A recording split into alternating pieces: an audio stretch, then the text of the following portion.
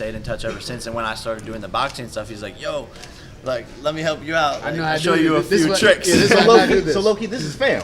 Yeah, family. Yeah. Really? Yeah. So Wow. we just working on, That's dope, bro. How hard is the Big Bear at high altitude? Oh my God! Like, people don't understand until you actually do it, but it's like it's twice as hard. So if you do 6 rounds in Big Bear, it's like 12 rounds down the hill, but it drains the energy out of you, like to your bones. Like, you feel tired in your bones, like to the core of your muscle. But it's been a big help, helping me get more in shape, and just being up there alone, like. Away from distractions, away from everything in the LA scenery, and just only focusing on boxing, watching fight film, being in the gym. The gym's in the garage, so we're just always working. Grinding. And like I said, we have 3 weeks until Thursday, January 30th in Miami, but I'm ready to fight right now, so just exciting. Speaking of that date, that's the same Super Bowl weekend. Super Bowl Are y'all weekend. gonna go to a Super Bowl too? You already know. Go Ravens. Oh, man? Go Ravens. Yeah, after party at 11. So it's gonna be a movie. Like, I love Miami. I don't think Giblet has ever been there, so we're gonna show him a good time after I knock him out. If he behaves. Okay. If he behaves during this That's press good conference. sportsmanship. Yeah, you That's already great know. sportsmanship right there. You already know. Beat him up and party up with Beat him up. Get him a lap dance at 11. You already know. Bieber walked out your brother. Is he gonna walk you out? I feel like Bieber won't come until I fight KSI, especially because it's in Miami as well. Okay. But I'm kind of dedicating this fight to America because there's like this UK versus America feud. Got it. So I'm really putting on for America with this, and I'm gonna be walking out with some troops from our military. So really. You seem focused, headspace. Yeah. How are you doing since the breakup? Good. I fell out of love with Tana and fell in love with boxing. So I always love her, but I'm focused. Yeah, I'm focused, and it's better off as friends for us, and we're still very supportive of each other. We have a couple things that we're working on for 2020. She's actually gonna be here today, like helping co-host. So say what? It's exciting. Yeah, she's me helping host today. Really? You're like you're full of surprises. You just dropping all the jewels over me, bro. You already know. You didn't have a Christmas, you didn't have a New Year's. Was it tough for the first time you can't celebrate because you're in camp? I'm used to that type of dedication and hard work. My birthday is in like 2 weeks as well. In 10 days. Right? So I'm gonna be training through my birthday, but there's gonna be plenty of time to celebrate. There's always time to celebrate. There's always big parties, and I'm not too worried about missing out on that type of stuff because it's always there. The nightlife and the fun is something that never goes away. So the dedication is there. I'm ready. I'm focused, but. Christmas and New Year's, we were just punching. Literally, I'm just like. Where do you rate his power, Shane? Man, I mean, he has pretty good power. He was down the street with Abel Sanchez Gym sparring with. I don't know his whole name, but I know that Sergey Boachuk.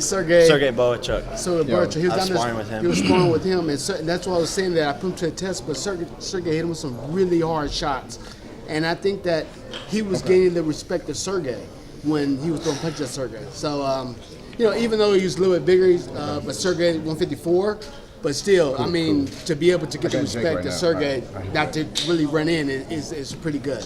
I think also for me that I feel like I have natural power from being a wrestler, but I think what we're focusing on is like timing and having that good timing for when the right shot lands, he's gonna drop. Can we add your brother and Antonio Brown to the undercard? Antonio Brown versus Logan Paul. I think it'll happen. I think Antonio Brown needs it. It makes sense. It'll be a big fight. They're both athletes. Are they serious? I think they're serious. Okay. Think about it. Antonio Brown needs money right now. He doesn't have much going on. His rap video. What? You see his rap song? Oh no. He has a YouTube channel. He has a whole lot of money. His new rap song that just came out. It's called A Whole Lot of Money. It's called A Whole Lot of Money. If you make a rap song called A Whole Lot of Money, you should never be a rapper. You should quit rapping. He has this No More White Woman campaign in 2020. What do you make of that? I don't know. It seems kind of racist, but I don't know. Let's get out of imagine if it was the other way around. Any and some guy was saying that, but who knows? Given the Antonio Brown and Logan thing, how have they talked to any promoters yet? Have y'all talked? I don't know. I have no idea. Probably. I imagine Eddie Hearn eyes lit up. He can make some money there. So. But do you think your brother can? I mean, he's a future Hall of Famer.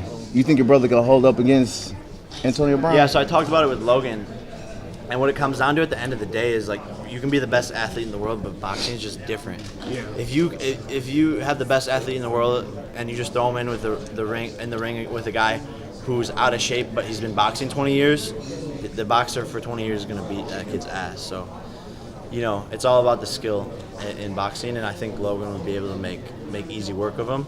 I just think Antonio Brown will be fast. That's really it. Jake, you have a lot of confidence. You can tell you strutted in here like McGregor. Yeah. You got a little McGregor. I'm going the beard like McGregor. They're saying I'm McGregor's son.